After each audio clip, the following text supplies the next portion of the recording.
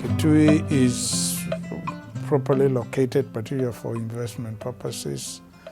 It is about 2.5 hours drive by road, and you get to Kitui town by tarmac, even Mwingi by tarmac. You can come to Kitui through Thika, Matu, and then to Kitui, and then you can also get through Kitui, Mlolongo. By air, it takes about 30 minutes by helicopter. Kitui is a very interesting county, and we call it a hidden gem because people have never discovered Kitui. Kitui has all the potential for agriculture on various value chains. When we look at agriculture, there is a lot of potential. The agricultural value chain, including livestock, poultry, honey, that is apiculture, is plenty. Horticulture, there is plenty with the water and irrigation is available as well. So Kitui agro-processing is ripe. We have all the fruits that you can think about, especially we have fruits like the oranges. We have fruits like the lemons, mangoes, and many other fruits.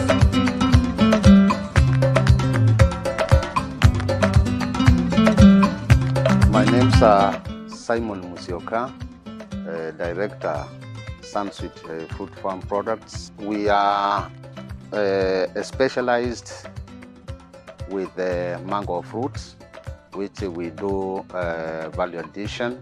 And from the mango fruits, that is where we get mango, dried mango flakes.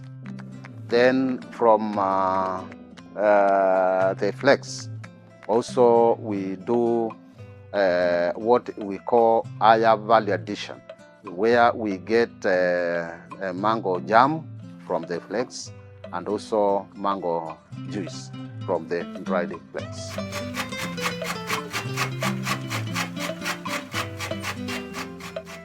My name is John Mose Patrick, but I'm popularly known as Sholen, and here I breed goats.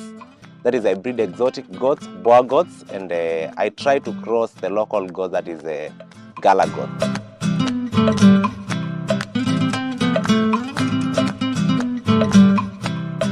We can keep beef cattle in Kitui, and we have what we call organic beef in Kitui because our beef feeds on grass, they are free range, and we are able to deliver organic.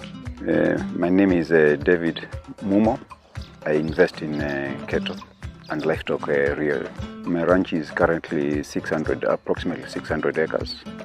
From the ranch here we keep also Doba sheep. We also keep meat master sheep.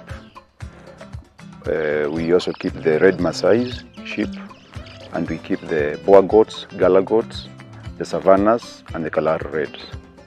The beef master, we brought it in 4 months ago. When it landed here in Kenya, it was around 500 kilos. It came straight to Kitui. It came from South Africa, and we understand it's the only beef master currently in the country. We are crossing it with Saiwal and Brahman heifers to see what we'll get. Kitui is known as the land of honey. Our bees get the best honey because the flora and fauna in Kitui is so rich in what we call natural growing herbs and spices. In honey industry, our honey is just not honey, it's actually medicinal honey because our bees scavenge on herbs and spices that are medicinal.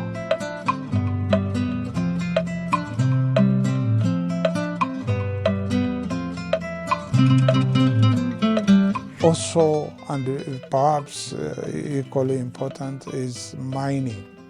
We have a lot of minerals we have limestone, we have copper, we have iron ore. In all the 6 economic and investment zones, we have huge mineral endowments which have not been exploited. Copper mining in this area began way back in 2015, and a coordination of groups, mainly the Midikwan Local Resources, which was formed way back in 2008. And in Kitui, we have a lot of iron deposits in various areas, the largest being found in southern parts of Kitui. And that is Ikuda and any other areas.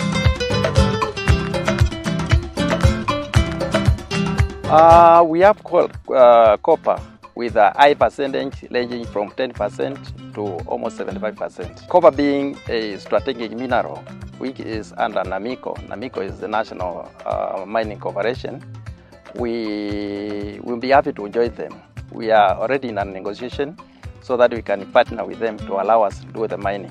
We are willing to welcome investors to come and join with us so that we can benefit more from this mineral. I don't think we have even exploited the 10%, so there's 90% which can still be exploited.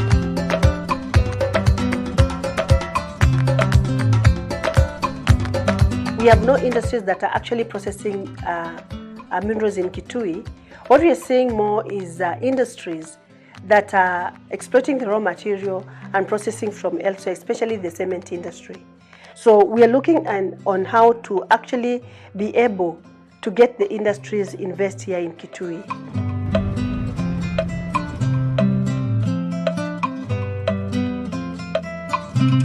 Looking at the landscape of Kitui in regards to tourism, we have our famous Zambani Rock.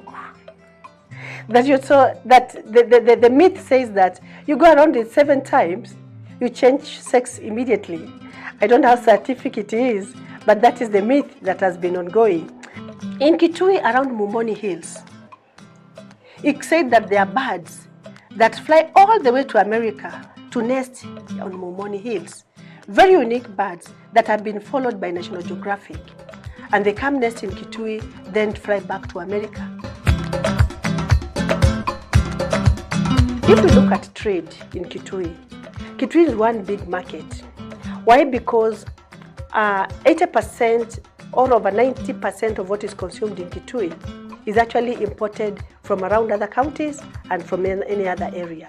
However, we have very big potential, especially to be able to harness that market and be able to process in Kitui. The market now is responding positively, but we need to do more. We are not meeting the demand because we have buyers who come as far as Kilgoris, Sultan, Mombasa, and part of Central Laikipia. And the demand is so high that we are not coping with it currently. Just the other day, an animal was sold at 1.4 million in South Africa. That's a goat. Now, how did the market get to be exhausted? I want you to imagine of a goat going for 1.4 million. Do you know what that means? Not even a cow. Kitui has the necessary infrastructure. The road network is there. The standard gauge railway, I said, is there. The Lapset corridor is near.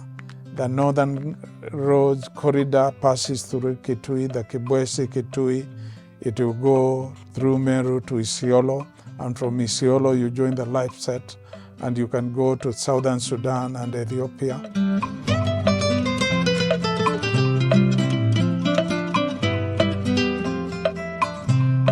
The County Aggregation and Industrial Park is a place where investors and producers can aggregate their produce, and they take advantage of economies of scale. It doesn't mean by having the County Aggregation and Industrial Park we will not have aggregation points at the economic and investment zones, in the 6 economic and investment zones, or will not have industrialization. We'll still encourage investors to invest in those zones, but the County Aggregation and Industrial Park at Kanyonyo provides a location where all economic and investment zones can bring their produce together, and then they can market as one, be able to negotiate prices as one, and they be able to get better prices than if they are doing it within the zones and they are operating on a small scale.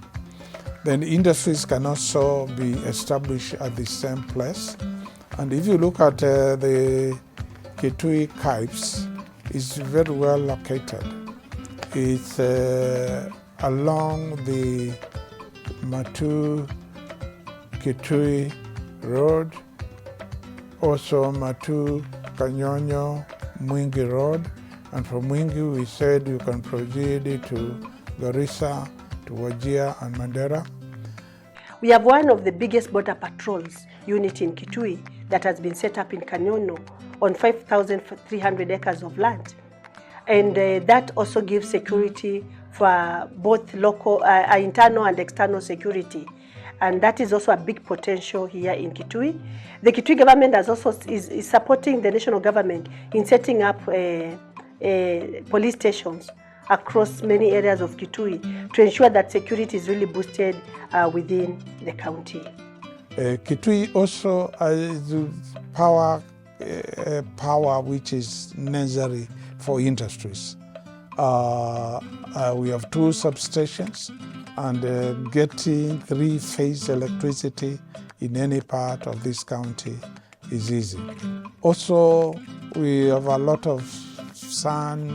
The sun resource is almost 12 hours during daytime, and therefore harnessing solar power and utilizing it to supplement electric power is be available.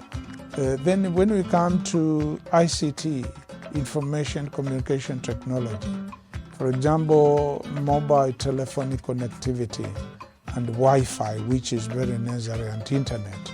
Kitui is well connected. 85% of the county is now connected through the mobile telephony companies such as Safaricom, Airtel, and Orange. And even African Tower Corporation has helped us to erect some towers from where internet connectivity, Wi-Fi, and so forth is available. So Kitui is a place to invest because it is a hidden gem. Yeah, to potential investors. So anyone who is looking at an ideal location and county to invest, Kitui is a place to come.